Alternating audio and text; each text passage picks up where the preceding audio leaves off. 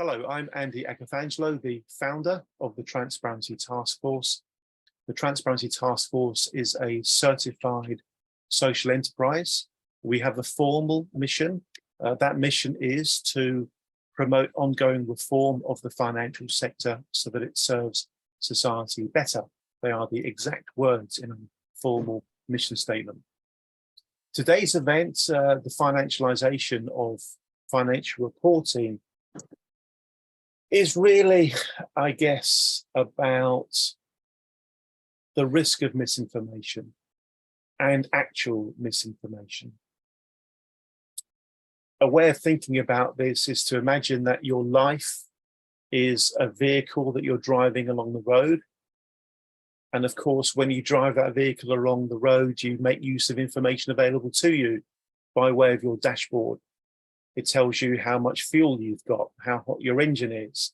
It might tell you the revs or the speed you're traveling at. You're taking in information that enables you to make decisions. And that's all good, so long as the information is not being presented to you in such a way that it actually misinforms. You know, it would be pretty tragic if the speedo was out by a great deal, because you might find yourself actually going a lot faster or a lot slower than you thought you were. It might be tragic if the temperature gauge didn't work. Your engine could end up overheating without you being aware of it. And that conceptually, folks, is the problem that we have here. This idea that financial reports are being produced in such a way that gives the user inaccurate understanding of reality.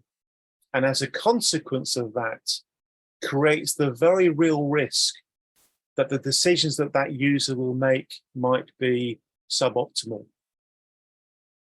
The decisions that are wrong might be trivial and of no significance at all, but they could also be very, very serious.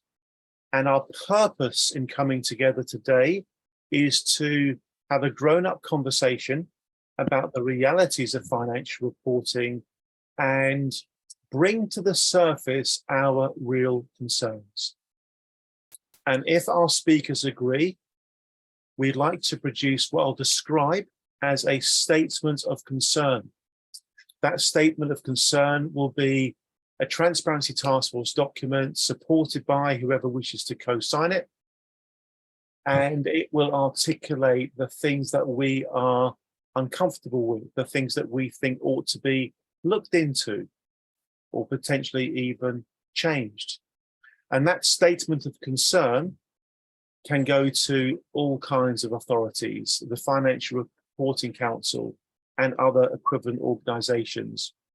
And we can hopefully use that statement of concern as a springboard for further dialogue and discussion. So please, folks, don't think of this event as just an event in isolation. It's part of a thought-through plan to do what the TTF is all about, which is shining a bright light. You know, sunlight is the disinfectant, the best disinfectant. That's what we are doing to collectively to get today.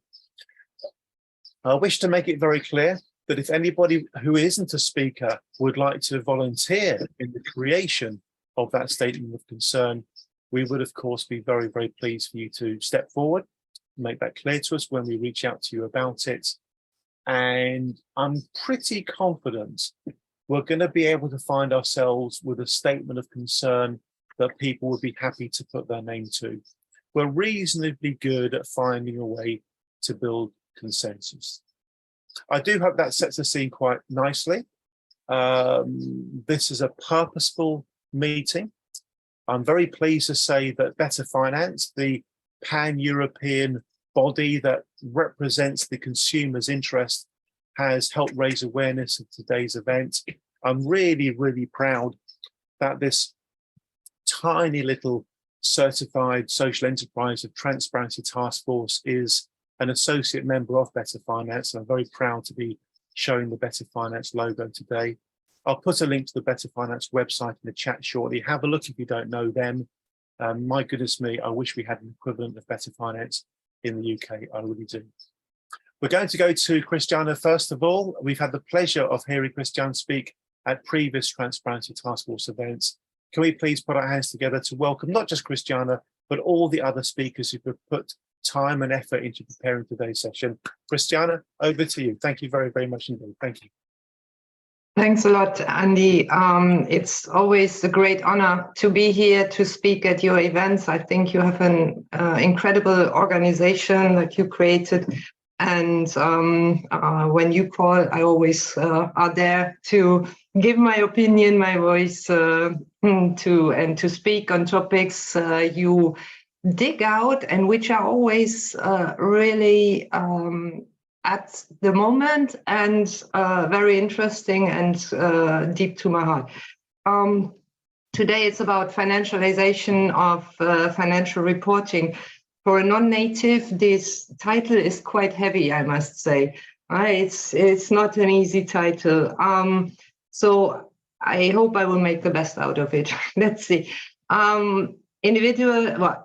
Let's start like this. Investors, especially individual ones, they rely on sound information, financial and non-financial information. That is key for us. And on that, financial reporting, of course, helps. But financial reporting over the last years and decades has more and more evolved into a really complex system and influenced by financialization. So we get more data, but this is not necessarily better data. And it can create information asymmetries between institutional or sophisticated investors and individual investors. For that, we have reporting standards, but those give a lot of discretion still for executives to choose, for example, which how they apply a certain standard. And that makes it hard to interpret data and understand potential biases. You spoke about misinformation, Andy. It's not only misinformation, but also the information is there, but what you take out of it, you may draw the wrong conclusions. So, and I thought I bring 2 or 3 examples for such what I would call creative accounting. Starting with Germans, I'm from Germany, so I will take German examples. I don't want to put names, but it doesn't matter. It's happening at various companies. There's a streaming provider, a very small company in Germany, that capitalizes future marketing expenses to reduce the current cost of revenues. On the other side, it accounts third-party revenues completely as own instead of only accounting commissions, which would, in my opinion, be the right way to do it. So they increase the revenues and reduce the costs by postponing, on the one hand, the costs and by taking earlier the revenues into account. This is accepted by IFRS, obviously. At least the auditor said, yes, it's good. We asked. But of course, it does not give a good picture of the actual situation of the company. So another example, which I experienced only this morning at an online broker, a neo broker at a general meeting, they had 3 profit warnings last year, 3. And at the second profit warning, they decided, we changed our indicators for our outlook. So first, at the beginning of the year, they were talking about revenues and EBITDA. EBITDA, I already do not like too much, but okay. Since after the second warning, they said, we change. We don't use revenues anymore. We use adjusted revenues. And we don't use EBITDA anymore. We use now the adjusted EBITDA margin. So you see, all this is, of course, accepted by reporting standards, but it is not really helpful for investors to see what is really going on in this company. What allows this, or what enables this, is you can change certain figures like EBITDA, you can change them year over year. Also changes in the accounting standards very often create room for maneuvering on the accounting side. You have different valuation techniques and so on. All this makes understanding of financial statements, especially for a normal, ordinary shareholder, an individual shareholder, extremely cumbersome, because it's not our daily job to do this, to look into firms' accountings. We are not accountants. No, we are just shareholders who want to understand what is going on at a company. And now we are at a very difficult time, because now we are getting the non-financial information. That makes it even worse. While we have, for financial information, we have reporting standards, at least we don't have them yet for non-financial reporting. We don't have the data. We are working still with estimates. Everything is coming over the next years, but we should not forget that IFRS, or the GAAP standards, have been developed over I don't know how many years, and we are rushing at EU level with our non-financial reporting standards. We are producing them in such a hurry that I'm very concerned what is coming out of these non-financial reporting standards. And now I lost my next page to see what my next point was, but I will find it back, I'm sure. There it is. So we have financial reporting, we have non-financial reporting, and as all this is given a lot of leeway to executives, that's why external independent auditing is crucial from an investor perspective. But here also we see that that it's not all good what is currently going on. You will all be aware of the latest scandal in the US, the SVB, Silicon Valley Bank. Audit has been audited by KPMG for 28 years. KPMG also audited the Signature Bank and First Republic Bank. Signature, I think, also for 22 years or so. And for the SVB, they gave an unqualified audit opinion in February this year only. In March, the company got bankrupt. And while you can say, okay, that was a market-driven event and it had nothing to do with the balance sheets, an auditor, in my view, must assess whether there is substantial doubt about the liquidity situation of a company, which obviously was not the case at SVB, at Signature, and at First Republic. In that case, they have to issue a red flag. They didn't. KPMG didn't. They said the audits were performed according to professional standards, and they still hold up on this their version as of today. It's more or less similar to the Wirecard case we had in Germany. I will not repeat about this case anymore. So for me, why it is so important to have the external audit, what is lacking, what seems to be lacking is expertise.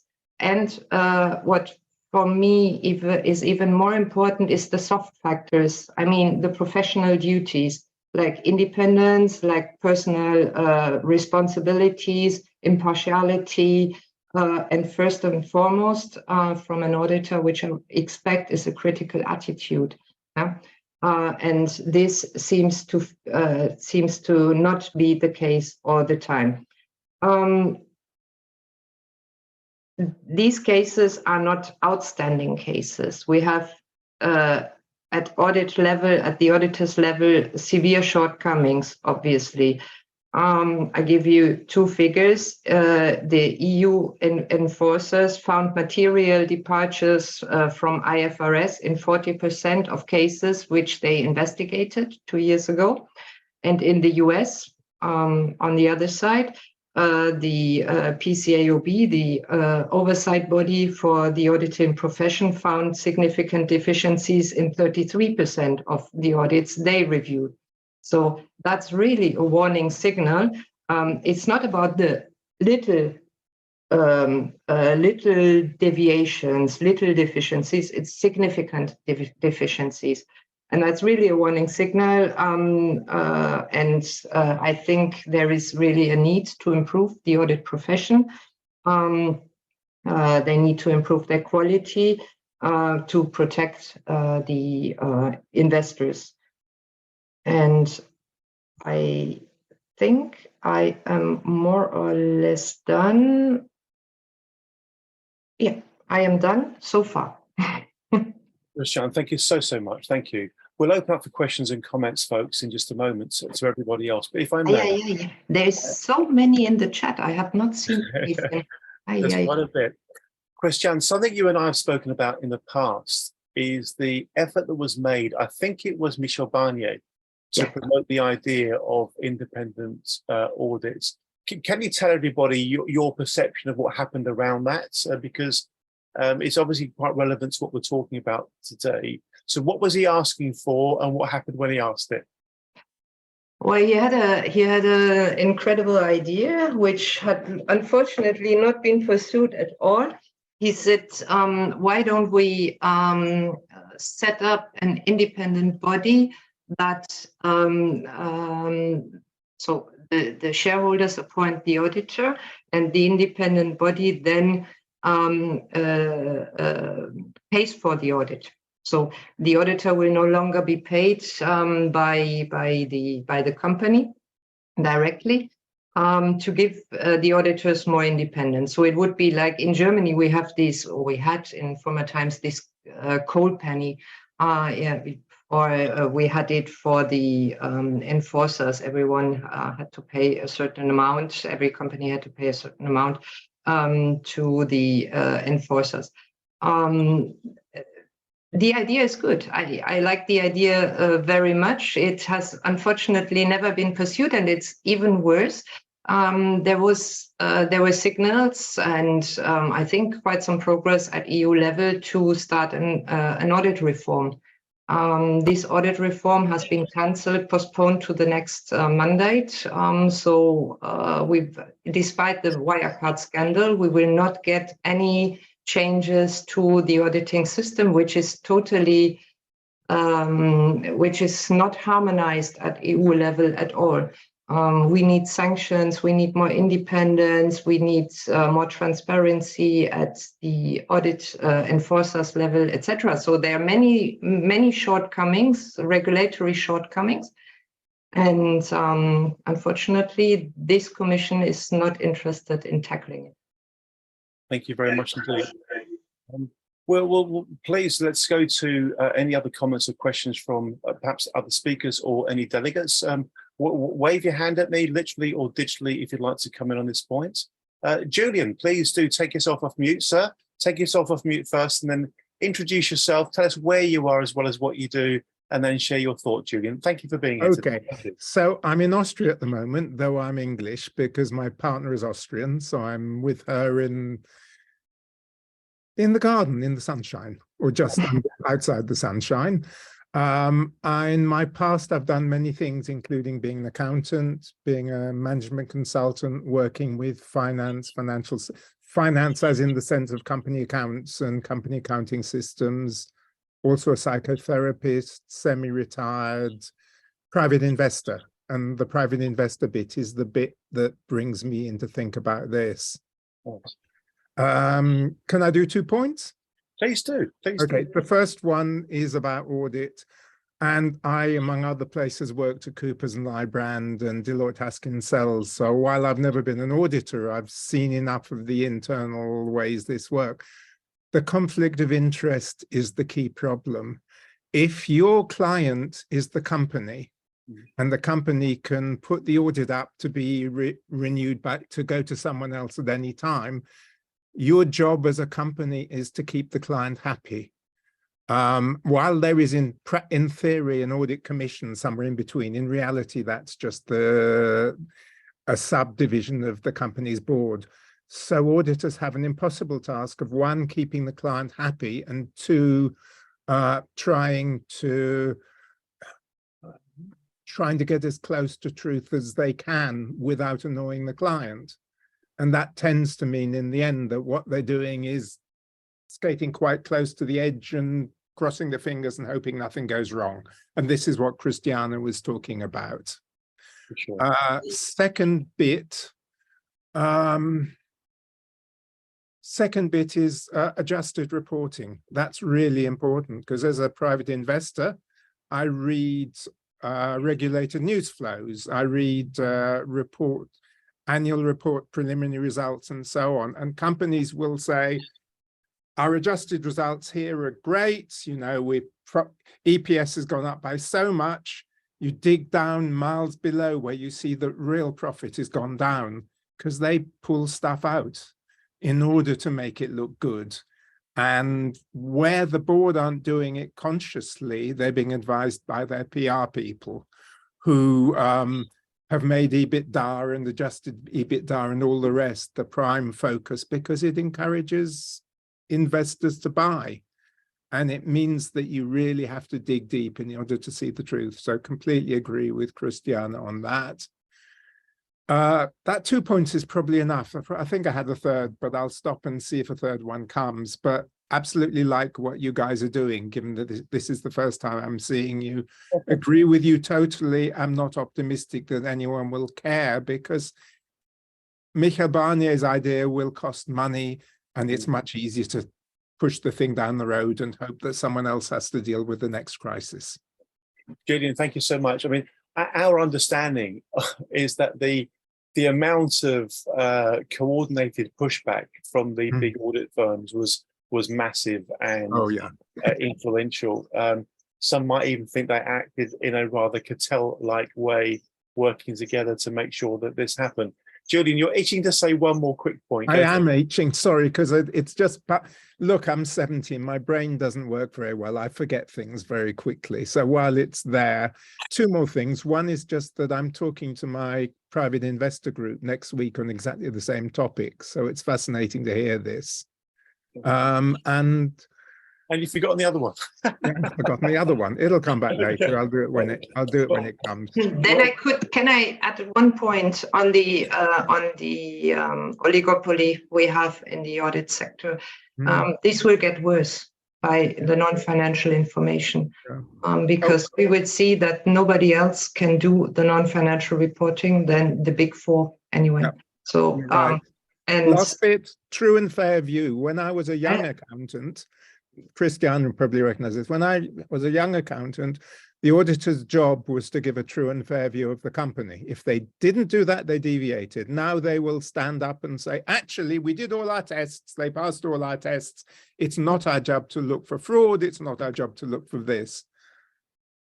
Only by saying your job is to make sure that the financial results are a true and fair view will we have any chance of them giving us a true and fair view, which is what we want. And that really is me finished. So apologies for taking over, but it's as you can see, it's a fascinating topic for me too. Thank you, Julian. Folks, I'm gonna share some information with you. So this is the website of a Washington DC based NGO called Good Jobs First. If you go to the databases bit, you'll see there are various databases, including one called Violation Tracker UK.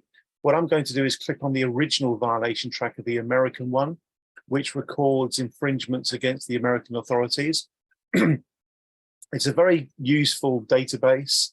What I'm going to do is click onto the advanced search option. So I click on advanced search. And after going to advanced search, I can then click on offense type. There's a very, very long list of offense type. It just happens that alphabetically, the first one is accounting fraud or deficiencies. If I click on that and then search on it, which I'm going to do now, we get some rather interesting data. And what we see, this database goes back to the year 2000, 464 tracker results found, so 464 violations. They're ranked according to the size of the fine. So the biggest is a massive 1.6 billion fine for American International Group in 2006 for price fixing or anti-competitive practices. But look how many accounting fraud or deficiency ones come in under the primary offence type. There's loads and loads and loads of it. And I'm just going to select one pretty randomly, General Electric Co. If you click into the financial amount shown, you'll get the narrative. And then if you click on the source of data, it will take you to the original documentation that was used to populate the data with the information. I'll put a link to this in the chat. I guess the point I'm making is that there doesn't seem to be a shortage of abuses in the accounting and auditing space. You can also search the database by company name. For example, you could put PwC in there or KPMG, etc., etc., etc. It's really interesting stuff. We're going to go back to Christiane to see if she has any sort of final thoughts before we go to our next speaker, who is Colin. Christiane, any final thoughts from yourself? No, thank you very much for the opportunity to speak. I took over a lot of today's time, so sorry. Go to the next ones. But thank you very much. It's really great. Thank you. We'll applaud Christiane. At the same time, we're going to be welcoming our next speaker, Professor Colin Haslam. Colin, over to you, sir. Take yourself off mute and off we go. Thank you. Okay, so my background is I'm an honorary professor at Queen Mary University of London. I'm currently doing some advisory work for a major union on forensic accounting and looking at how financialisation of accounts works against the employees in terms of distribution of earnings. So just for example, one company I was looking at yesterday distributed 4.1 billion of dividends in the last 2 years out of profits of 0.6 billion, and the union wants to know how you can do that. Okay, so I've been involved with a major project with the European Law Institute, ELI, and the report that we published a few months ago, Company Capital and Financial Reporting for Corporate Sustainability, is now out, and that is the product of about 4 years work of and meetings with a special interest group that was set up by the European Law Institute. So we know there are two big, dimensions to thinking and, change within the European Parliament and Commission. One is around the non-financial reporting directive, which is that, actions of companies impact on a range of stakeholders, and we need non-financial reporting as well as financial reporting to tell that story. And then sustainable corporate governance is another initiative around changing the EU regulatory framework to enable companies to focus on long-term value creation rather than short-term benefits. So these are the two major initiatives within the European Parliament and Europe as it stands at the moment. So how does the ELI report fit in? Well, the ELI report recommends the need for companies to enact a prudent use of resources. That is, we really need to secure company financial foundations, first of all, for a sustainable future. That is, this is a prerequisite to non-financial reporting and also corporate governance reform. We need to establish sufficient reserves in companies to absorb the financial risks that will come in from asset impairments and increased liability provisioning as we move into the climate crisis. So we need to promote the retention of shareholder equity rather than its aggressive extraction. And so the report makes a series of recommendations about how you can trap the money within the equity reserves rather than facilitate its leakage out from those reserves. So if we look at corporate financial reporting and governance, these reflect the financialized world that we now live in. That is, there's a pressure to deliver and account for shareholder value. On delivery, finding ways to boost cash extraction, dividends paid, share buybacks, capital reductions, all of which dilute the commitment to building equity reserves. And on accounting practice, the adoption of fair value accounting, which adjusts a range of assets to putative speculative market values in the interest of providing better information to shareholders. So on the one hand, we have a behavioral component, which is high levels of distribution and hollowing out of reserves, and a change in accounting practice to serve the interest of shareholders. So financialized companies are at risk because they have reduced equity reserves and headroom to absorb asset impairments or the need to increase liability provisions. And we've completed a report on Europe and the S&P 500 with Sheffield University against hollow firms, and that report is in the link in the PowerPoints that will be supplied to you. So just giving you one example, if we look in the corporate balance sheets of the S&P 500 and the Europe 350, you'll find in the asset side a figure for what we call goodwill, which measures the market value of companies that we've acquired over a period of time. And the goodwill is the difference between the market and the book value of those acquisitions, and it accumulates in company balance sheets until it's tested for impairment and then impaired. And currently, around 26% of that group of companies, the 850, have goodwill, which is over 90% of their reserves. And that they account for 21% of the overall market value of all of those companies. What I would like to highlight with you is that's just one asset class that's adjusted to market value. We could include, for example, property, real estate investment trusts and property investment, intangible assets, brands, licenses, also marketable securities and derivatives, and biological assets that are all adjusted to speculative market values. So the financial reporting process has shifted and financialized towards the absorption of market value risk onto company balance sheets in terms of inflating assets to speculative market value, building up considerable amounts of risk. So these financialized companies are ill prepared for the looming climate crisis and the risk that that will bring.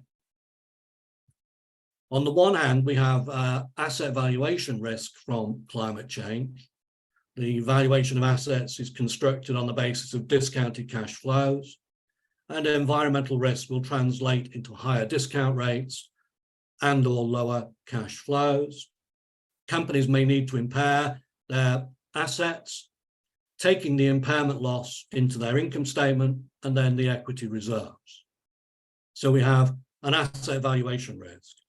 And I did a lot of work a few years ago, back in 2015, for the United Nations Environment Programme and their report on accounting for carbon risk.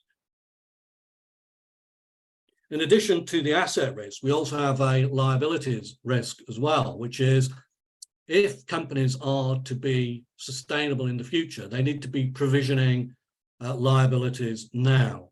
That is, prudent accounting is that liabilities are inflated in current time if risks from climate change are to be ameliorated into the future. That is, environmental risks should be translating into higher liability provisions.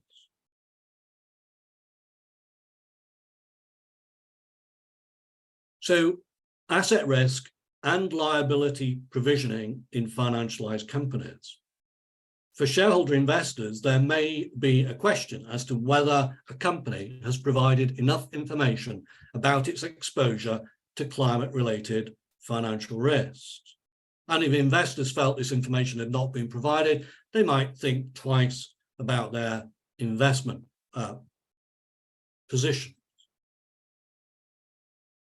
If companies then are to reduce asset values or inflate their liability provisioning, that's going to have a significant impact on net assets, which is the shareholder equity in the business, the company. So remember, net assets are shareholder equity reserves, and that is why equity reserves need to be strengthened.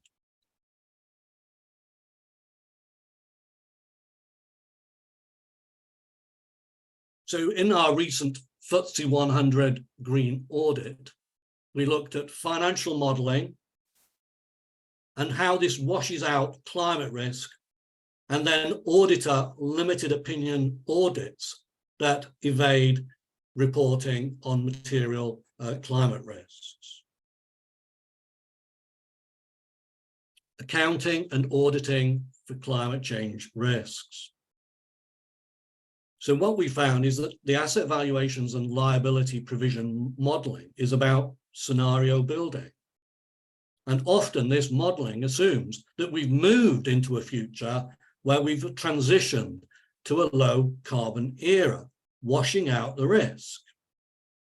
And auditors are also reluctant to provide any opinions on climate-induced risks, evading those behind a limited audit.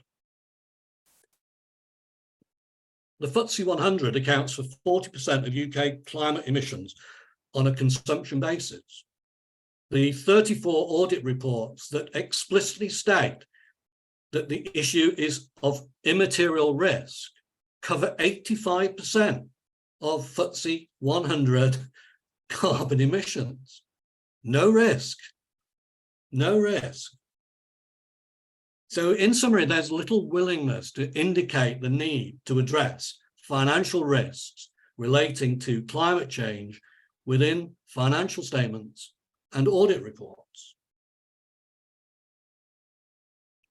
So to sort of summarize, the ELI report, the guidance on company capital and financial accounting for corporate sustainability, complements the EU initiatives on non-financial reporting and sustainable corporate governance.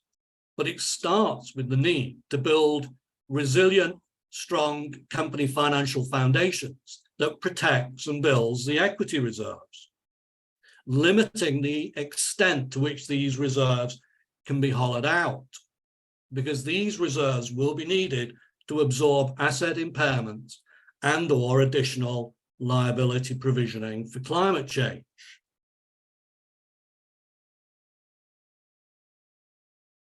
The report we produce calls for a reorientation of corporate governance and financial reporting practice and auditor responsibilities to promote strong company financial foundations for a sustainable future. But what we find is corporate governance, non-financial and financial reporting maintain the status quo, focusing on and representing shareholder interests. While the auditors evade the provision of critical opinions as to the viability and sustainability of financialized company business models. So our argument is we need to restrict, in the first instance, the hollowing out of equity reserves. We need to preserve those reserves because they will be needed as we move through time and climate change impacts on asset valuations and also liability provisioning. It's evident in the case of companies now where we have a major buildup of goodwill risk that companies can go out of business extremely quickly. For example, I gave evidence on the Thomas Cook collapse and the Carillion collapse to the UK government inquiry. Those companies collapsed within a matter of days when the goodwill had to be written off and the equity reserves weren't there to absorb that risk. We're also now looking at additional risks from climate change, and we're not thinking about that and adjusting the way in which accounting practice operates and auditing operates to secure that future. Thank you. Colin, thank you very, very much indeed. Again, if I may, I'll kick off with a quick comment or question myself, and then we'll throw it open to others. Colin, if I could invite you, please, to use your imagination. I've got a magic wand, and I wave it about a little bit, and hey presto, you are suddenly in charge of the Financial Reporting Council. Yeah, just imagine that for a moment. You're suddenly in charge of the Financial Reporting Council. I've worked my magic, and that's the case. What changes would you introduce, and why would you introduce them? Okay, well, I think the first thing that we need to do is to start putting some sort of evidence-based research on the table, and particularly here, how and to what extent different types of asset class risk is building up through fair value accounting on company balance sheets, and how that's creating an asset liability mismatch, which is that, you know, forward-looking asset valuations can be undermined by small adjustments to the discount rate and the risk factors, leaving the liabilities behind, which are sticky and undermining the reserves. So we need to sort of, you know, provide an evidence-based framework that forces the argument then towards, as it were, a reform of financial reporting practice. And that reform would need to, in a sense, move back to some form of historic cost accounting practice that takes the fair value risk out of as much of the corporate and non-corporate balance sheet as is possible, because it's that risk in the asset side that will you know, turn up in different forms over time as financial instruments bear you know, risk adjustments and biological assets are marked down and so forth. So we need to be reinstating prudence and conservative accounting practice. Remember, for example, within the accounting frameworks and standards and the conceptual framework the IFRS has issued, prudence doesn't figure in the conceptual framework anymore. That needs to be reinstated, and it needs to be reinstated in a real sense in terms of how accounting is socially constructed. Then secondly, we need to start thinking about the restrictions back to the Companies Act, which is restricting the distribution of equity to maintain substantial equity reserves. Back in the original intention of the Companies Acts around the protection of the company in the interest of different stakeholders, that the company is not simply there for investors and shareholders. The company is a governing constitution arrangement for different stakeholders, and we need to rediscover that through the responsibilities attached and the social license attached to limited liability. That is, you are granted limited liability as shareholders to the extent of your unpaid capital, but in return, you are decoupled from the company in terms of its management and its interests and governance practices. And so those are my sort of big thematic agendas that I would lay on the table if you were to put me in the room. Well, I haven't got a magic wand that will do that, but what I have got is the ability to ask you, Colin, and Tom, and Christian, and Mick, and others to contribute to that statement of concern document. And within that, we can set out what you just outlined.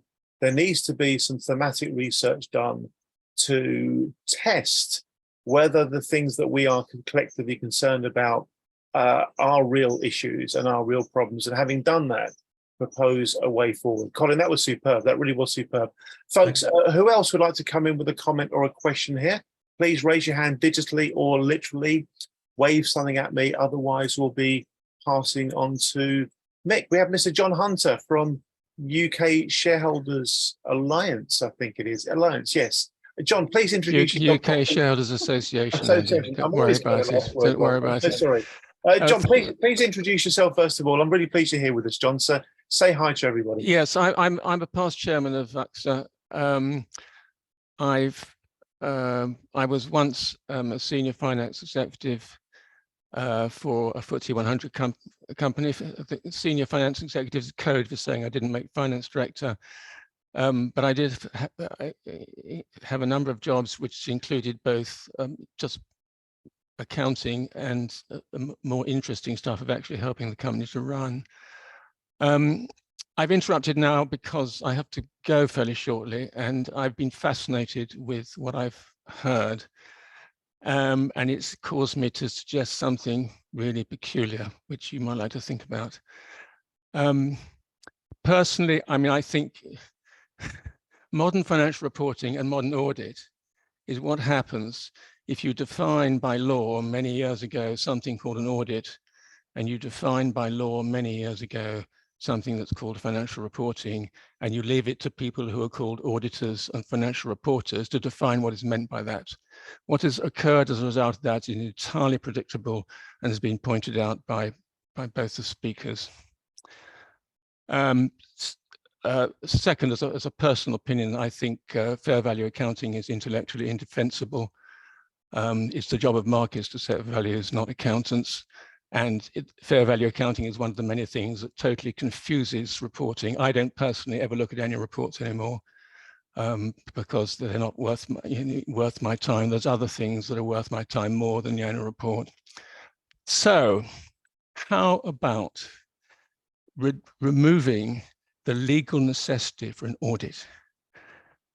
Wow. And how about having, of course, that will never happen. I mean, it's far too difficult. You take years to get it through. But how about having a separate class of company, like a sort of sub-AIM company, where the shareholders choose whether to have an audit or not? And how about redefining audit, a new form of audit, which is you certify the existence of assets at the date of the audit, and you comment coherently on the threats to the company at the date of the audit, and you leave it at that. And so certifying the assets would include looking at things like cash, which Wirecard, they sort of missed it. I'm being over cynical, but they sort of missed it. And it means certifying you do have a plant that functions, because that's your job to make things, but you don't fuss around what the fair value is that plant if it wasn't, and so on. So you'd have, in terms of what the current situation is, a basis for something dramatic that would sell what you're talking about, which is gathering pace everywhere, but just talk is not going to shift the status quo because there's too much money involved in it on all sides. So I'll stop there. Thank you very much indeed for chucking those thoughts in. They're pretty radical, aren't they? They're pretty radical. It's nice to hear such radical thoughts. John, thank you very much. We're going to be moving ahead shortly to Mick McAteer, and Mick's going to be talking about issues around Solvency II and the proposals there, and how and why they might introduce more risk into the system, even more risk into the system. So can we please thank Colin at the same time? Welcome, Mick. Colin, thank you very, very much indeed. I'm sure we'll be going back to Colin and Christiane and others when we get to the general Q&A and discussion. Mick, over to you, sir. Very pleased you're here with us. As you know, I've been observing your work and respecting it for many, many years, Mick. Please do share with us your thoughts around these issues. Thank you. Thanks, Andy. Just to say, this isn't directly about financial reporting from an auditing purpose, so it's not quite about financialisation, but it is very much about transparency in financial reporting generally. But I'm specifically interested at the moment in how the Solvency II reforms, as Andy says, is sort of only undermining people's pensions and the long-term security of insurance funds, So this is more to do with sort of the policyholder interest rather than necessarily the shareholder interest, but it will have implications for shareholders as well as a result of the kind of financial conjuring tricks that are happening within Solvency II. Now, just by way of background, the reason why the government is reforming Solvency II is because it sees the city, the wider financial sector, as a main engine of economic recovery, both in its own right as a contributor to GDP, but also through financing economic recovery and growth in the green transition and leveling up and blah, blah, blah. It really is putting the city back in the heart of the economy again. So we've seen things like the Edinburgh reforms. The Chancellor of the Exchequer set out to repeal what they term as burdensome EU retained laws. Regulatory is always a burden in these guys' eyes. It's never a support. It's never a comfort factor, is always a burden in their eyes. Very worryingly, the government is forcing on the regulators, the UK regulators, a secondary competitiveness and growth objective. And then, of course, the government and the insurance lobby have been, been very, very vocal, actually, very, very successful lobby. They've been claiming that the Solvency II reforms and the reform of workplace pension charge caps would unlock around £100 billion of productive finance for green finance and levelling up and social housing and so on. So they've been very, very, very effective at creating this narrative that those bad people in Europe were stopping the brilliant insurance industry in the UK from financing economic growth and the green transition in the UK. So that's why there's been a big programme of deregulation underway in the UK. Now, I won't go through the whole Solvency II legislation. I'm sure there are people on here know more about it than I do. But essentially, Solvency II really aims to make sure that insurers have enough assets to pay claims, like annuities and retirement, and to hold enough money on their balance sheets to withstand financial shocks. But the thing that's happening at the moment, the real technical thing, and it reminds me of what Colin was saying about some of the use of discount rates and so on, and what Christian was saying about forward earnings and so on. So the main thing relates to this thing called the matching adjustment. And this is where the insurers, this applies to life insurers mainly, but it allows insurers to sort of bring forward future returns on assets, often high risk assets held in their portfolios. And that means that the shareholders have to put up less real capital against future risk, which means, that creates a significant financial benefit for shareholders. But it means then that the policyholders, the risk is transferred to the policyholders because the insurers are holding less real capital. So there is an illusion of financial strength in several of the major UK insurers. It appears that only the Spanish insurers within the European Union, ex-European Union, including the UK, only Spanish insurers took as much advantage of the matching adjustment rules as the British insurers. But as I say, this matching adjustment allows insurers to give shareholders windfalls at the expense of policyholders' interests. Now, just to throw some numbers in, the total amount of assets held in these matching adjustment portfolios in UK insurers amounts to around £380 billion. That delivers a capital benefit to UK insurers of around £80 billion, and that's actually risen by about £20 billion since this was actually introduced. Now, that £80 billion is about 2/3 of the entire capital base of the UK life insurance industry, capital of 112 billion. And for some specific insurers, the matching adjustment capital makes up the bulk of the regulatory capital as well. And of course, the inclusion of these liquid assets in the matching adjustment portfolios, the higher risk, supposedly higher return assets, obviously increases the risk to policyholders, and the proportion of assets that are held, a proportion of total assets that are held in the liquid assets has already grown from 31% in 2018 to 41% in 2021.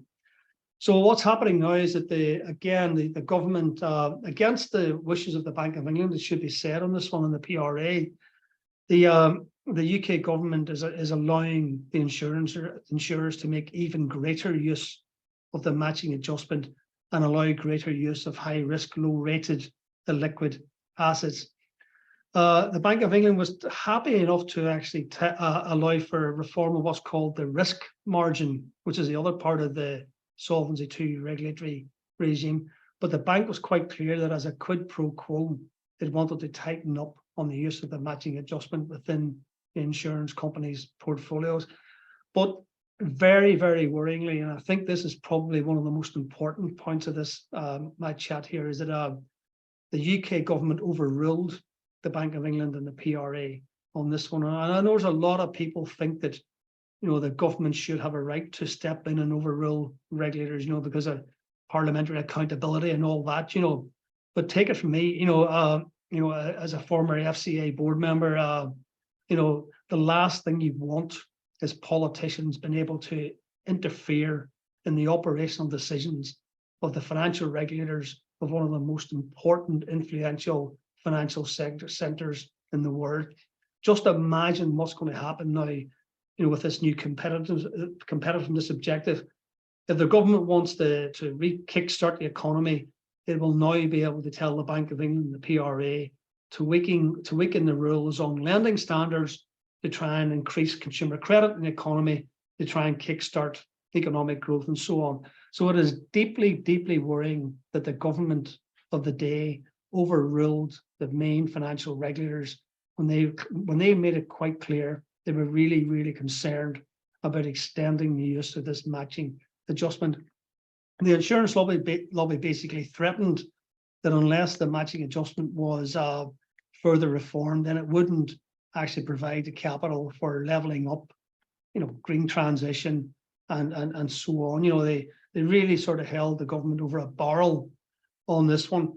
Sad to say, the official opposition in this country, the Labour Party, is actually, is even more aggressive about this. They're actually criticising the government for not going fast enough in deregulating the financial sector.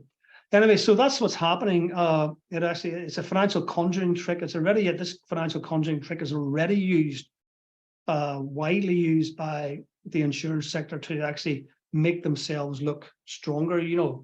It's like a guy going to a fancy dress party, dressed as Superman, with padding on his shoulders, whatever, but underneath the guy's a 6-stone weakling. This is some of our insurers are not in good shape. They are not in good shape, and sadly, the government is actually allowing them to make greater use of this padding or this financial conjuring trick. If anything, we would have argued that Solvency II should have been toughened up, certainly for the weakest insurers. But listen, this is going to have a big. If the insurers take advantage of this, this is going to result in a further reduction in real capital held by the UK insurance sector. And this is not just going to affect people's annuities and stuff like that. What's happening in the UK, certainly, as we know, is that the employers have been transferring defined benefit pension liabilities to insurance companies in very large volumes and so on. So again, this is something very, very serious, which has really not been aired properly outside of the FT on occasion. We're not having a proper debate about this. And people will say, well, okay, there's a trade-off here. We've got to weaken the rules to encourage insurance companies to invest in net zero and so on. But there is nothing in the Financial Services and Markets Bill. There's nothing in Solvency II reforms that will actually require insurance companies to actually fund net zero, or the green transition as a quid pro quo for relaxing or further weakening the rules on Solvency II. There's nothing in the regulations, there's nothing in the reforms that stops insurance companies using this further deregulation to actually give shareholders a further boost, whether through special dividends or whatever. And the government actually accepts that, to be fair, in its consultation response, but it is not doing anything in the reforms to stop insurance companies abusing this very, very big loophole in the financial legislation. So Andy, I'll leave it there. It's a further weakening of the regulation. It's not going to support the green transition. If anything, insurance companies, knowing their behavior in the past with orphan assets and stuff like that, we're seeing there's a major insurance company at the moment in the UK is going through what they call a reorganization. And if you look at the independent actuaries report, they seem to have discovered an increase in their excess own funds. Blah blah blah. We know what's going to happen there. It'll be money distributed to the shareholders. So yeah, not good. This is not exactly, as I say, not exactly about financial reporting from the perspective of auditing, but it's very much part of the theme that some of the analysis, some of the reporting, some of the disclosure around the financial system generally really is quite weak at the moment, and is getting worse. Thanks. Mick, thank you. Don't thank us. Thank you. That's really, really powerful insights. Mick's right to be very, very concerned. He's waving a red flag here. We're about to see reforms that are going to inject unnecessary risk into the system. That's wrong. That shouldn't be happening. And it's quite remarkable that there isn't a strong political opposition to it. I totally agree with what Mick has set out. I put a link into the chat to the statement of concern, in effect, that 37 civil society groups, including TTF, signed up to, in wanting to push back against this competitiveness agenda that's been spoken about. There really does need to be proper discussion and debate about the traps that the economies may be falling into if we do not pay heed to these red flags about these reforms. And the themes that Mick has just set out are going to be picked up and developed even further by Tom when Tom speaks. So by the time Tom's finished, you'll be wondering how on earth can insurance companies be allowed to be reporting the way that they are. I promise you that's what you're going to be thinking in 10 minutes time, if you're not already thinking it. Martin White would like to come in. Martin, please briefly introduce yourself and then share your thoughts, Martin. Thank you. We've got Mick until 15:15, so let's make the most of it. Go on, Martin. Good. I won't waste too much of Mick's time then. I'm an actuary, and back in 1992, I helped found the UK Shareholder Association out of a concern to use my actuarial knowledge in public purpose.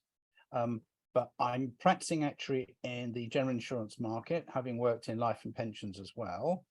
And I have to say that everything that Mick is saying is totally in line. Exactly that, Nigel, that great for you. Yeah, I'm rather proud of that.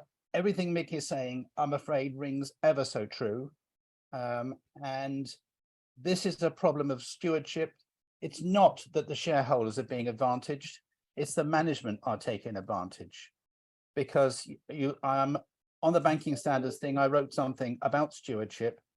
And really, if people are not prepared to properly steward their clients' money, which clearly is not happening here because you're punting with it, then you're no steward at all of your shareholders' money. So the whole thing is as bent can be. There you go, that was it. Wow, powerful stuff there by Martin White. Would anybody else like to come in here before we ask Tom to start his session? I think everyone's looking forward to what Tom has to say. Can we please, again, welcome Tom and also thank Mick. Mick, thank you very much indeed, sir, especially after your 10K in the sunshine. Thank you. Thanks, Alan. Thank you. Thank you very much indeed. Tom, please scare the life out of us. Brace yourselves for some fear, folks. This is going to be seriously scary. Seriously, seriously scary. Go for it, Tom. Thank you. You'll need to take yourself off mute and then off you go, sir. Thank you.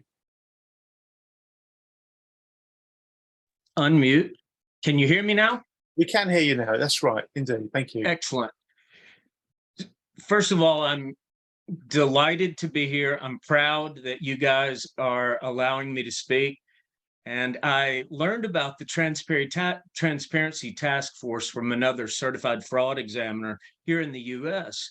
And I reached out to you, Andy, a couple of years ago, just trying to feel my way around.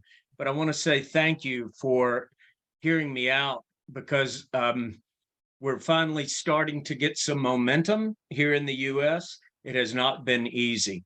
So I'm going to start these slides, and I have to say, it's some pretty serious stuff. And what I also want to show is that I know this is a very long title, but I couldn't trim it. I tried. And it's the exact same title I presented to the United States Senate Banking Committee's chief counsel, to the chairman and his legal staff. This title, Concentrations of Risk by For-Profit and Private Equity Controlled Life and Annuity Insurance Companies that Threaten Savings of Millions of Policyholders, Annuitants, Pensioners, and Taxpayers. The reason all that matters is that the life and annuity industry used to be governed entirely from within because they were mutual. They existed only for their policyholders. The policyholders not only owned the company, but any benefit from the company as the company went forward would either reduce their premiums, or if claims got too high one year, they'd have to go up on the premiums a little bit, but they knew why, right? So mutuals self-balance. But boy, when they started, and I began on this 37 years ago, about when the companies really began demutualizing. And when they went to for-profit, I said, oh my God, there's a new mouth to feed, and the new mouth is a lot louder and a lot hungrier than the policyholders. So I knew there was trouble coming. This quote was given to me by a friend recently. Financial regulators are like archaeologists. They will tell you after the company collapsed what the problem was. And there is serious resistance within the regulatory world in the insurance industry in the US to change and to give up any authority. And we'll talk about that a little bit more. Quickly, I just want to hit some of the things in my background so you'll better understand what makes me tick. I've been doing this 37 years. I've had the same objective the entire time.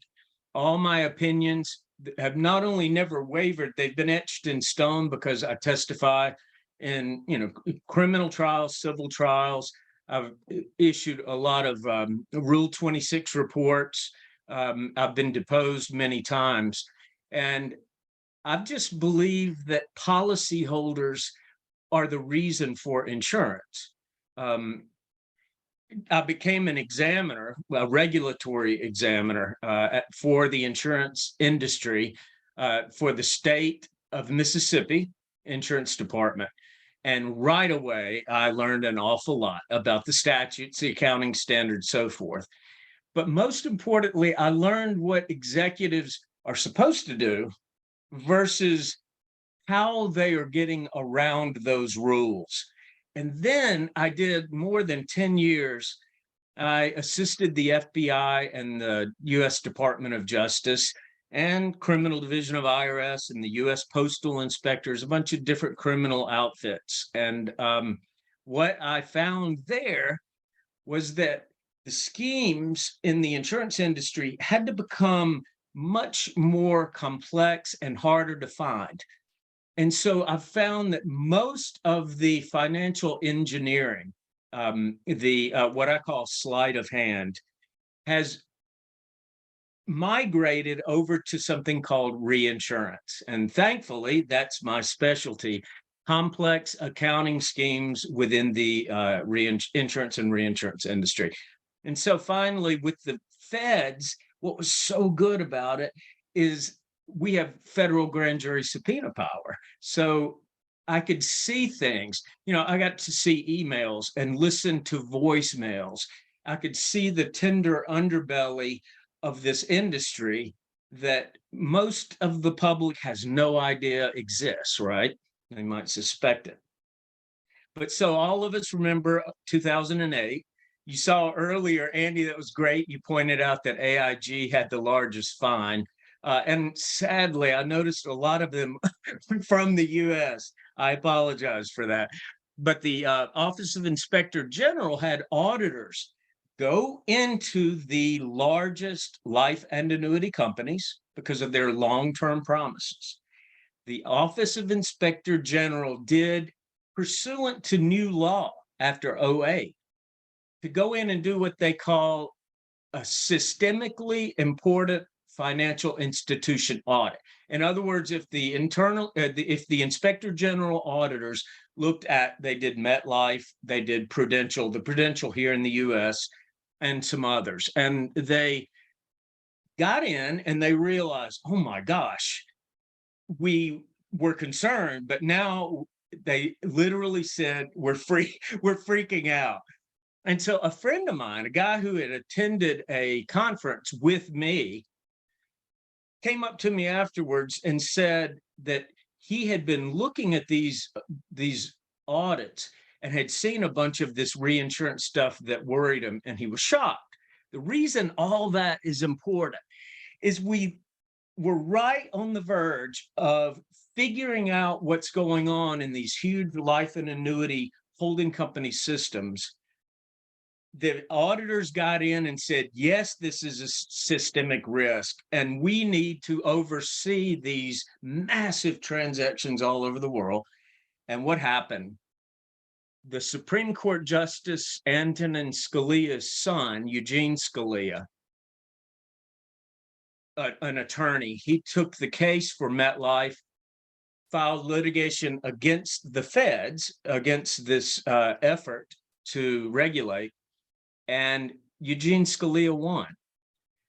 So my friend calls me, imagine you've gone in, you've finally seen the other end of transactions and go, oh my God, I'm glad we can finally regulate this. And then Scalia wins. He calls me and he says, what do? We got in there, we found this stuff, and now we have no authority. So that started me digging deep, primarily in the life and annuity industry, because those are such long-term commitments. And the life and annuity industry is getting far more into non-traditional financial engineering than a lot of the other shorter-term operations. So I am proud of Senator Sherrod Brown, the chairman of the United States Senate Banking Committee. Look at this. This was a letter that Senator Brown sent to the NAIC, which is the National Association of Insurance Commissioners. And he said, are these aggressive investment strategies a risk to policyholders? So you take a look at the assets, they're higher risk, they are less liquid, they are more complex, and often because the private equity industry has taken control of some large insurance groups, private equity, called private for a reason, they are less regulated. And it's supposed to be, if you're going to gamble with your own money, there's really no need to regulate it. But once they bought these life insurers, I'm like, how are we going to regulate these folks? And sure enough, apparently, when they bundle stuff, what I call stuff, they take collateral, they call it a bond, they sell it to their own insurance company that they own and say, buy this. Concern is that there is often not an independent valuation of that underlying collateral. So it could be the policyholders are paying more than they ought to be for securities that we can't pull up on a Quotron, is what they used to call them. Can't pull it up on your monitor. And so to me, that is a serious concern. This, though, is my biggest concern, and this is a major part of my career, what I call sleight of hand reinsurance. That's what they're talking about when they say shadow bank activities. Does it pose a threat to policyholders? And what I have to say is that people can understand the asset side of the balance sheet, right? But policyholders rely on that the assets must always exceed the liabilities. So if you can't value the assets, that's a worry. But much worse, because it's far less transparent, is on the liability side with this thing called reinsurance. There is lots of legitimate reinsurance all over the world. It helps our economy flow smoothly. There's also reinsurance that I call sleight of hand or financial engineering, where the insurer pretends they're getting rid of liabilities. And so they say, since they're on the hook now, we can subtract it from our liabilities. But the industry has shifted to almost entirely huge amounts, 95% of a lot of these companies' portfolios of reinsurance are affiliated. They're just internal. It's like moving money from one pocket to another. And then it asks, are there broader risks, at risk to the broader economy? And yes, there are, and I'm not alone. There's a lot of new reports recently, including the Securities and Exchange Commission, Moody's, and others expressing these same concerns. Get into this issue of pension risk transfer arrangements. It says, how are these protections related to ERISA and the Pension Benefit Guarantee Corp? To me, my job has always been, I felt, to protect policyholders, which includes annuitants. But today, that has to include pensioners, because huge amounts of the pension liabilities from corporations are being dumped into life and annuity carriers. And unfortunately, some of the very highest risk groups are taking on these pension benefits. So I've been helping the Department of Labor in better grasping the concerns that we're talking about, the high-risk assets, the sleight of hand reinsurance, and what that impact can be. Are the state regulatory regimes capable? And remember, this is the Senate Banking Committee asking the regulators of the insurance industry, and they ask if they're capable. And I have to say, the problem is that each state has one commissioner. So you've got 50 different commissioners trying to regulate an industry. And unfortunately, they're limited to the regulation of the insurer itself. But these holding company systems are massive. I mean, one of them goes for like 98 pages of fine print. And so if the regulator can see and regulate, have authority over the insurer, but not all these things over here, in my professional opinion, and based on my professional experience, most of the hanky-panky happens not there where you can see it, but off balance sheet. And that's a huge problem. So I shared all of this. I spoke with the committee, and I met with the chief counsel and gave this presentation basically. But what I'm happy to say is that everything that Senator Brown raised here, we addressed in this presentation. And I'm proud, I want to say I'm proud of Sherrod Brown, the chairman of that group, the senator. I'm also proud of the Department of Labor, because they seem to really be trying to dig in, because I guess here's the big issue, if I had to say one big issue. There are certain high-risk life and annuity for-profit companies, insurers, owned by private equity and some not by private equity, who want to reach into the savings, the 401k savings of millions of citizens. They want to reach in and grab that savings money. And based on my analyses of those companies' high risk, I'm trying to educate to say, you guys need to take a closer look at all of this. I want to point out here, not examining the offshore affiliated reinsurers. Okay, so as an examiner, back when I was young, I ran examinations, and you had what's called a coordinated multi-state exam, because the regulators say, if you have one insurance company, but you also have another insurer in the same group, you have to simultaneously audit those two, because obviously they could move the bad assets over here and the good ones over here, depending on the timing of the audits, right? So it's an accounting audit fundamental. The US requires that. It doesn't say unless the affiliated insurer is offshore. But I found out only recently, we're not only not examining those offshore reinsurers simultaneously, we're not examining them at all. We have no idea. The examiners cannot see the other end of the transaction. Serious problem.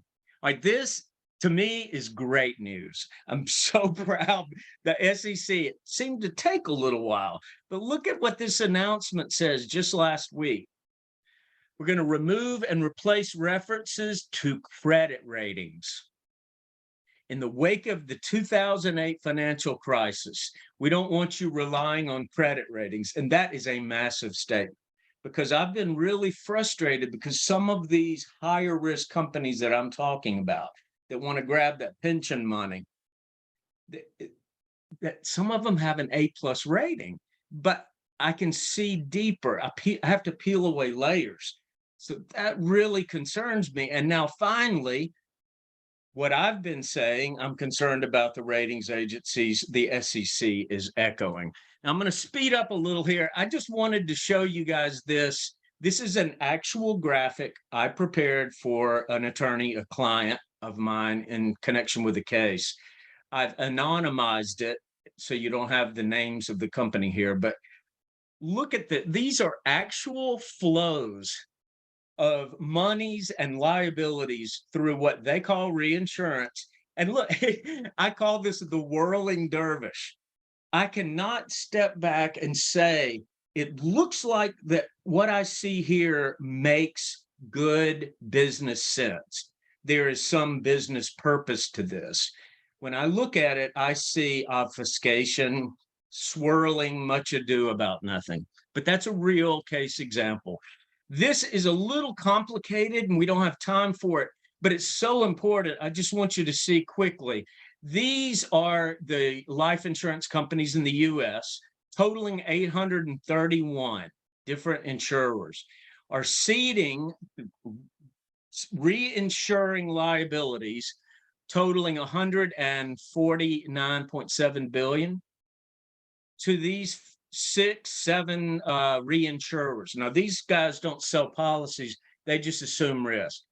Those in turn, in the good old days, would cede to real independent reinsurers, right? And let me say two things real quick. There are great life insurance companies. Their insurance is important. Life and annuity products are important. I am not talking bad about the industry in general.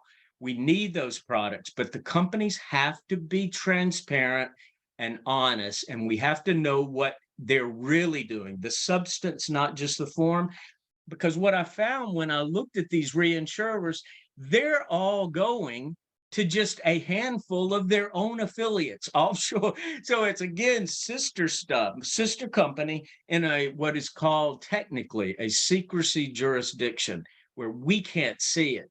So the important point here is you've got 831 life insurers ceding to these reinsurers who are supposed to then spread the risk. And what this says to me is they're not spreading the risk, they're actually concentrating it into a handful of offshore reinsurers. That worries me. And that's the end of my presentation. And I really appreciate the opportunity to share that with you. Well, thank you so much for doing so. Again, if you don't mind, I'm going to come in with an initial question, Tom. My way of interpreting what you've explained in plain English is to say that there's a whole bunch of risk that's not being properly accounted for. The mathematical equations are not actually being done because we're not seeing a big chunk of risk that's out there. And there's clearly a commercial agenda behind that. How on earth, this is a rhetorical question, how on earth are the regulators allowing this? That's one question, don't go there. The question I want you to answer is this. In real world terms, what could go horribly wrong here? What could be the impact on society and the world economy if this all went, I nearly used a very bad phrase there, if all went belly up? If it all went belly up, you're familiar with that phrase, Tom, yeah? If it all went horribly wrong, what could happen? Well, first, let me say that what would enable that to happen is for the globe to not be able to look at the balance sheets of these companies and see the truth. And if the truth looks like one thing and in reality is another, think about this. When they take, and there's roughly $500 billion in business where these life insurers are ceding to their own affiliates offshore, that is not seen. The reader of the financial statement does not see the reinsurance because it's netted out. It's called a contra liability instead of as an asset. And so they deduct that amount of money they hope to collect, they deduct that before it goes to the balance sheet. In short, what that means is there is a lot of leverage that is not seen. I know to go to Schedule S, Part 3, Section 1, Column 9, tie back to the balance sheet and say, wow, they've loaded off this much, but virtually no one else knows how to do that. So my concern is that a lot of people are counting on these insurers, especially with A+, having really strong balance sheets. The problem is if they aren't as strong as they appear, the slightest economic stress, especially a liquidity stress, could prompt one or more life insurers to have to sell some of these high-risk assets that might not have been properly valued. And we all saw in 2008, even the highest rated residential mortgage-backed securities plummeted. These insurers have hundreds of billions of dollars of these. And if they plummet,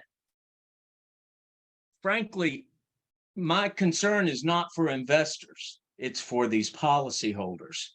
And so we may end up with an upside down balance sheet on a large chunk of the life industry. And I hate giving bad news, but you have to be realistic. There is effort right now to try to get our arms around this, and I'm pushing as hard as I can, and I'm helping in every way that I can. If we can try to get our arms around it, we can figure out how we can fix it. But until people reckon with it, it's just a what if, right? Tom, thank you very much. The sort of the sleight of hand accounting that was spoken about earlier, the deceptive offshoring of risk to make it invisible is concerning. The lack of regulatory oversight is concerning. Lots to be worried about here. Mr. Martin White, you've got your hand up digitally. Hello, brief point, which is slightly off the point, but it describes an aspect that might go wrong.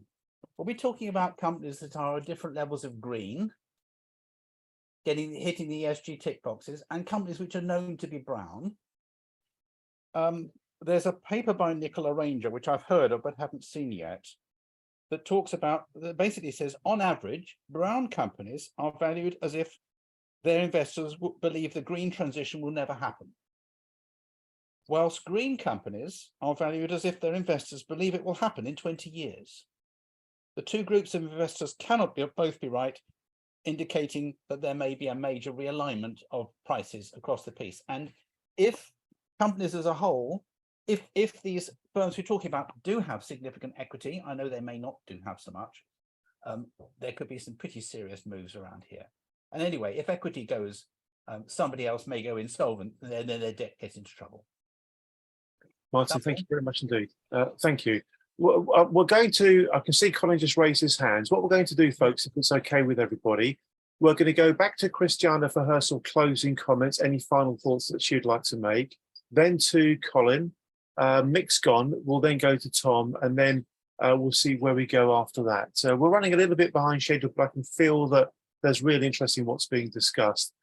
Christiana, would you like to share any further thoughts based upon what's been covered since you spoke? Anything that comes to mind that you want to get out there? Thank you. Thank you. I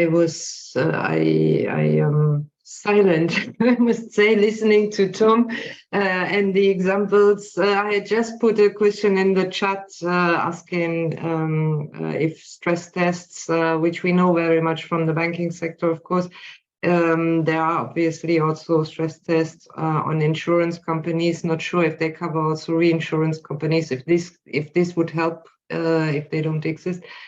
My final remark apart from that would be that we really should try to get out a statement letter. I think we have heard over the last 1.5 hours so many drawbacks, so many problems, deficiencies, that there really is a need to show this in a concentrated way and raise concerns. And if this can, we had 2 professors today. I had totally forgotten, by the way, to introduce myself. Doesn't matter at all. But we had 2 professors today and I think it would be great to get some academic footing on this one as well, on the letter. So thank you, everyone. For me, it was highly interesting. Christiana, thank you very much indeed. I would love you and Better Finance, if we can ask Better Finance perhaps to be involved in helping to craft that statement of concern. That could be very, very powerful. And by the way, I put a link to the profiles of all the speakers just after you started speaking, so we know who you are, and we obviously continue to rate you very, very highly, Christiana. Thank you very, very much indeed. Let's now go to Colin. I know you were itching to come in earlier, so please cover that point as well as anything else you'd like to go through. Thank you. Yeah, I think there's a very strong thread running through this, and it's, the hollowing out of equity reserves in, the non-financial corporates, but it's also the hollowing out of regulatory capital in the financial corporates. And Tesco's latest report on accounts with 340,000 pensioners shows a 42% reduction in the asset valuations. That's a 13 billion reduction in asset valuations on balance sheet. And that's why, you'd think Tesco would want to offload that pension fund somewhere, wouldn't they? And no doubt Tom's got a few companies that will take it over for you, with even less regulatory capital to support it. Thank you very much indeed. Thank you. Mick's gone away, so let's go back to Tom for any final comments. Oh, well, forgive me. We're going to go to Ian Veach, our great supporter, Ian Veach. He's a tremendous TTF volunteer. I love listening to Ian's voice. It's so rich. Ian. Yeah, I've been thinking over some of these issues since sort of first talking to Tom some time ago. Again, my background as I'm an actuary, although I'll put my hands up and say I have not done much solvency work in my career. But I've been board director on a number of companies, all within Europe, and I have worked at a regulatory level dealing with regulators.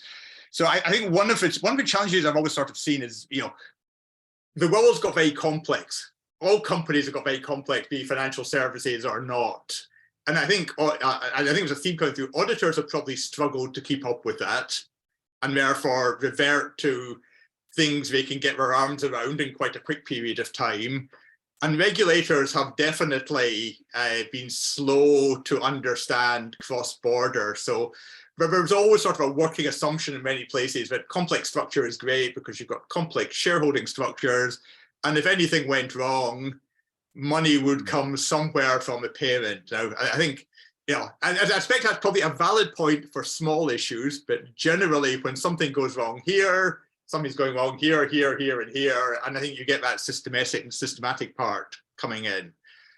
The one good thing, and I will say, I know Solvency II has many, many faults, and matching adjustment I never really understood, apart from it was a bit of a cop-out to effectively allow transition, which then went a bit mad with the Spanish and the British.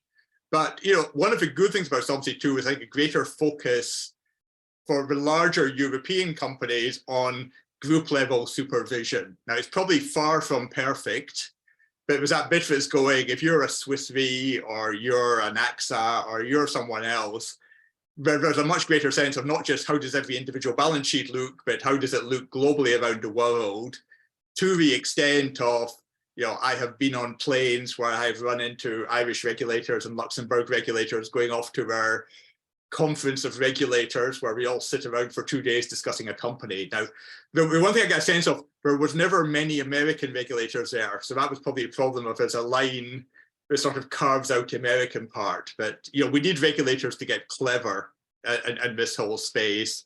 And, there can be, at a company level, you can only really have one view of, are you solvent or are you not solvent? And you can't have here's what we treat and it's one thing Solvency II probably is good at. You can't have a management view here, which means you actually run your company like this, but you then report a different number here and you tell the regulator something else. So there's pressure to try to ensure you're joined up, which maybe gets through some of these problems of, if I don't really believe the Bermudan or the US numbers, I have to justify it to someone. And here's some valid stuff with valid disclosures around why that's a real thing. And I think regulators and auditors need to get more clever on this one, as well as, insurance companies shouldn't be doing bad things, and you shouldn't be massaging figures. But I think there's fault all over the place, and people are still regulating and auditing. This is a very simple world, like it was 50 years ago, where there was, maybe one respectable insurance company that you went in to see the chief life actuary and the CEO in our big wooden office in London, and you'd have a nice chat and a cup of coffee, and it would all be done very, very gentlemanly. Yeah. I mean, thank you very much indeed. Your insights are always fascinating to me. They really are. Does anybody else want to come in with something before we go to Tom for his final thoughts, and then I'll bring the session to a close? I personally think this has been a wonderful session, because we've taken the chance to sort of express the sorts of things that are of real concern. Please wave a hand, or at me, literally, digitally, do what you like, really, if you want to come in. Otherwise, we'll go to Tom and then we'll wrap up. Let's go to Tom, and we're going to wrap up after that. Tom, go, but any final thoughts from you? Yes, and thanks again, Andy. Transparency is your name, Transparency Task Force. And I remember putting my slides together, and I thought, I don't want to keep saying transparency, because y'all will think I'm massaging it to appeal to your group. But I have said for 37 years, transparency in financial reporting is literally everything. If there is the slightest lack of transparency, we have no idea, truly, especially in the world of reinsurance. So the law, the statutes in all the states say the companies need to report in such a way that we can see both ends of the transaction. Because get this, life insurers in the US have to follow a strict set of guidelines called statutory accounting. So let's say the actuary says we have to have 10 billion right now to cover this block of future claims. They cede it to their affiliate. It's just a sister company in Barbados. The auditors down there say, well, we don't use statutory in the US, we use GAAP consolidated. And we get to defer acquisition costs and all these things. And they say, we only need 7 billion down here. You literally create instantaneously 3 billion of something. Now, it's fake, because you still have to have the 10 billion. You're going to pay those claims as they come in, but it looks like you don't have those claims, right? So I guess the bottom line is transparency. The law says we need to see both ends. The regulators are not forcing the companies to tell us what's going on in the other entities. So, of course, they're going to try, and play this arbitrage game. The problem is, one last thing, the really strong mutual companies and fraternals, companies that exist literally only for their own members, they have strong balance sheets. But the ones that are playing this high risk gambling, they are reliant upon each other. They will cede to and assume from other struggling life carriers. And then, as I showed you, they all then cede to these reinsurers who offload to captives. So there is a lining up of dominoes in a way that you can't see the dominoes. And I guess that's the issue, not enough transparency. And I thank you for giving me this time. I mean it. Tom, thank you very much indeed. Thank you very much indeed. In a moment, we can put our hands together to thank Tom and Christiana and Professor Haslam and Mick, who's not here, for the time and effort preparing and delivering the sessions today. I do hope everyone's found it really interesting. From my point of view, I guess I'll summarize like this. be suspicious of engineered complexity and opacity. Be suspicious of it. My life experience tells me that if there's unnecessary complexity and unnecessary opacity, somebody somewhere is doing it for a reason. And whilst I know I'm oversimplifying things, my goodness me, it seems that the regulatory framework is being gamed and outmaneuvered by creative instruments and strategies, by people hiding risk all over the place. Folks, thank you very much. Please join me in thanking our speakers, Christiana, Professor Haslam, and Tom Yay, Dover, Christiana. and Bill Schmidt-Lekatir. Thank you very much indeed, folks. Thank you. We'll wrap it up there. Hope you have a good rest of your day, your evening, wherever you are in the world. Please let me know if you'd like to volunteer to be part of the team that will work collaboratively and voluntarily to produce the statement of concern. We'll use that statement of concern as a mechanism to hopefully force the bodies that should be having conversations about this to have the conversations they should be having that they don't want to have. Thank you very much indeed. Good night all. Good night. Thank you. Thank you very much. Bye-bye. Bye-bye. Thank you.